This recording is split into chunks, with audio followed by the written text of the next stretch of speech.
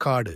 பறவைகளும் விலங்குகளும் இணைந்த உலகம் அதிக வனம் கொண்ட ஒரு பிரதேசத்தில் பசுமை விரிந்த ஒரு பெரிய காடு இருந்தது. அந்த காடு பறவைகளும் விலங்குகளும் சேர்ந்து வாழும் ஒரு மகிழ்ச்சியான இடமாக இருந்தது. இங்கு மயில்கள் அற்புதமாக தோகை விரித்து ஆடியன, குயில்கள் இனிமையாக பாடின, எருமைகள் அமைதியாக நீர்நிலைகளில் மூழ்கின. புதிய வருகை ஒரு நாள் அந்த காட்டில் ஒரு புதிய விலங்கு வந்தது. அது ஒரு சிறிய நரி.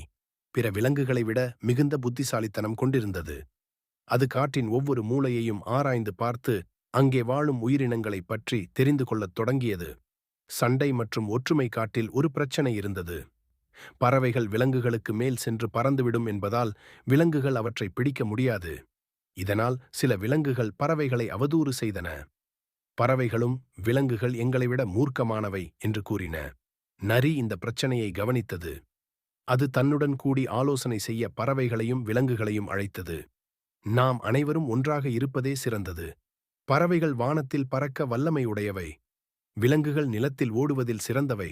ஆனால் நாம் ஒற்றுமையாக இருந்தால் இந்த காடு மிக அழகாக இருக்கும் என்று கூறியது.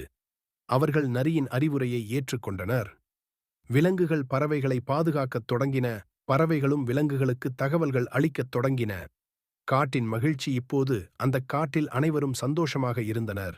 விலங்குகளும் பறவைகளும் ஒன்றாக உணவை தேடின. மயில்கள் விலங்குகளுடன் நடனமாடியது.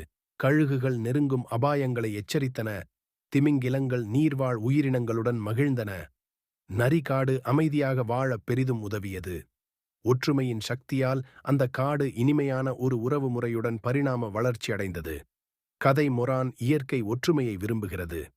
பறவைகள், விலங்குகள், மனிதர்கள் யாராக இருந்தாலும் ஒற்றுமையாக இருந்தால் மட்டுமே அமைதியான வாழ்க்கையை நடத்த முடியும்.